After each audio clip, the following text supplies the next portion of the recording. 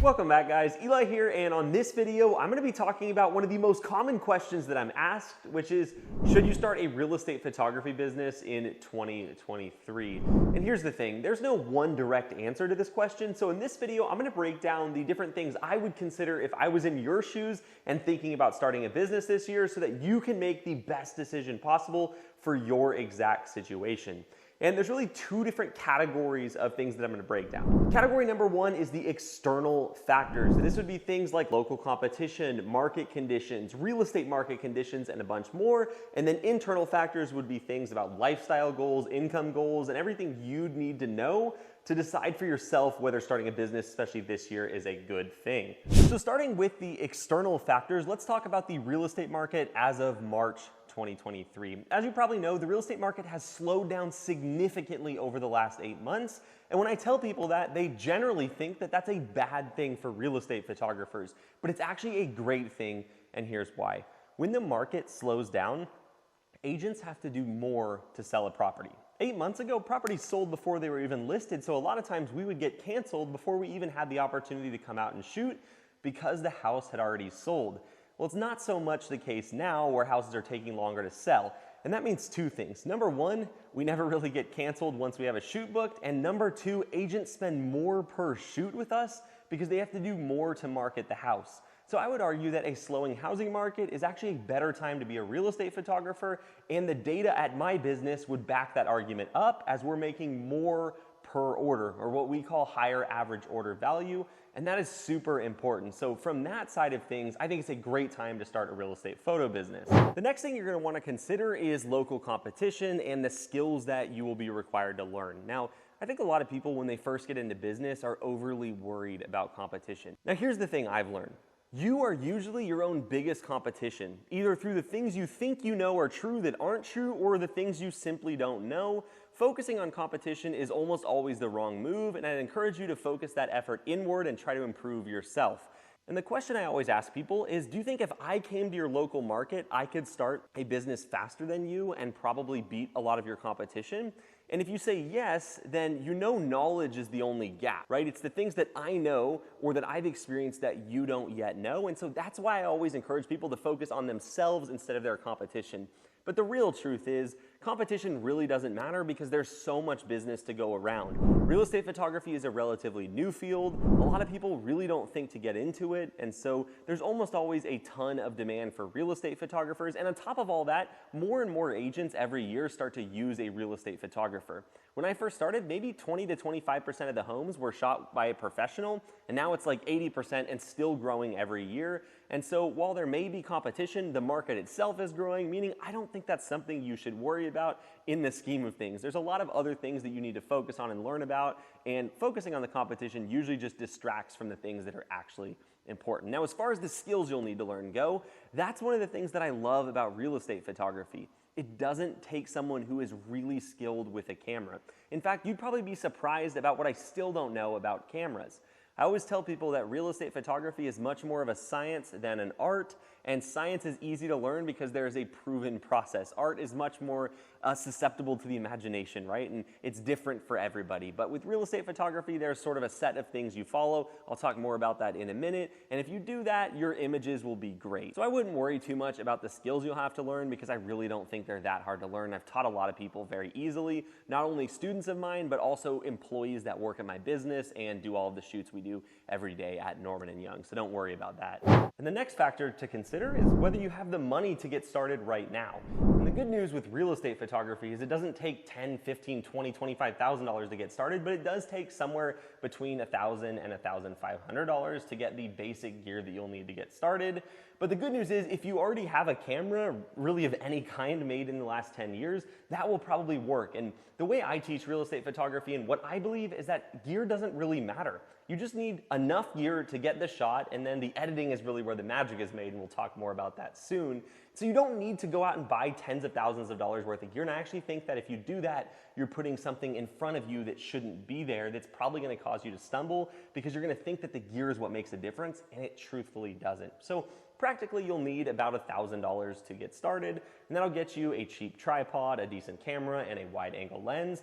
And what I always tell all of my students is that you want to start with that and let your clients pay for the upgrades. Meaning, when you add a drone or you upgrade your camera, you shouldn't be doing that out of pocket. You should have some clients paying you for your services and then use the money from that to upgrade your equipment. Now, moving on to the internal factors, the things that you need to consider based upon your abilities, weaknesses, and preferences. The first one is, are you going to be able to manage yourself?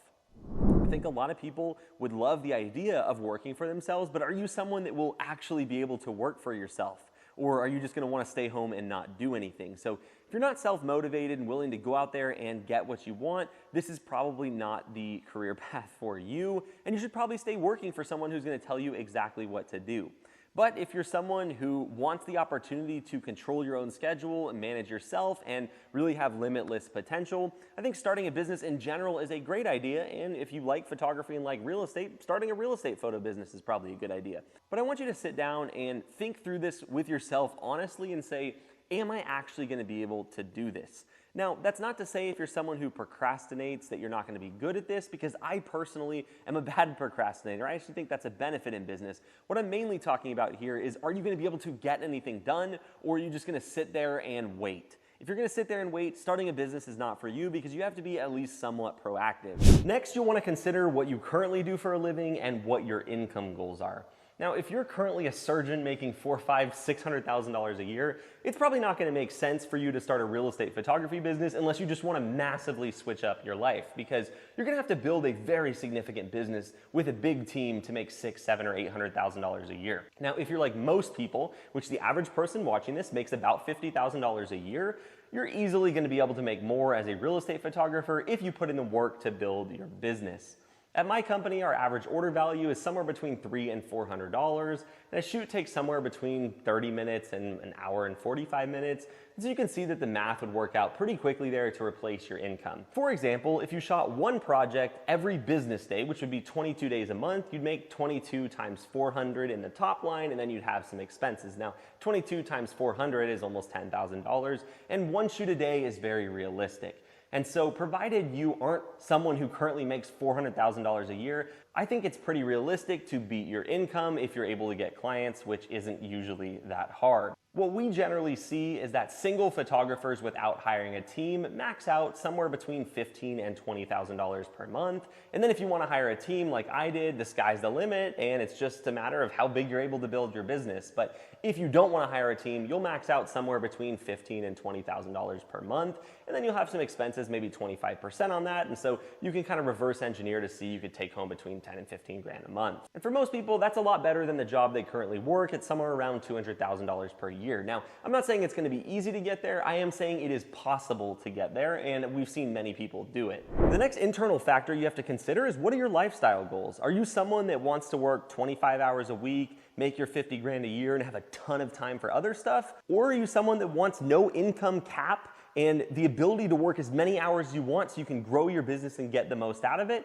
Well, you have to pick, right? And if you're the person that wants the 25 hours, 50K, real estate photography is probably not for you. But if you're someone that wants to work a little more and really expand your potential, and then maybe in the future not have to work at all because you've either sold your business or retired or you've hired a team, then real estate photography is for you. Again, it just kind of depends on where you are in that spectrum.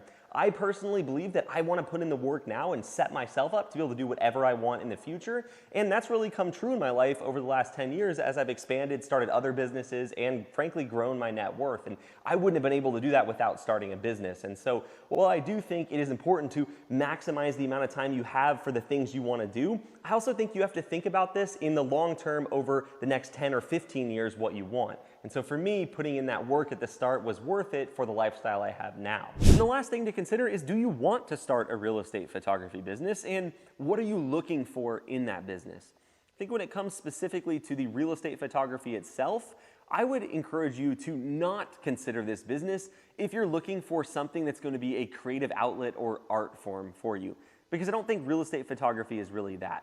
Now, if you're somebody who's looking to make money and also enjoy your job because you like photography, I think real estate photography could be a great option because it is really the money side of photography, and it's a great way to earn a living. Just don't get into this thinking that you're going to put your creative touch on every house, because a lot of times you're shooting the same houses every day, and there's only so much creativity that goes into shooting the photo of a primary bathroom or a kitchen. I'm not saying there's no creativity. I'm not saying it's not awesome, because I personally love going in, seeing all the different houses and getting to see some crazy houses and meet interesting people. But if you're thinking this is going to be a highly creative outlet for you, probably not the right type of photography.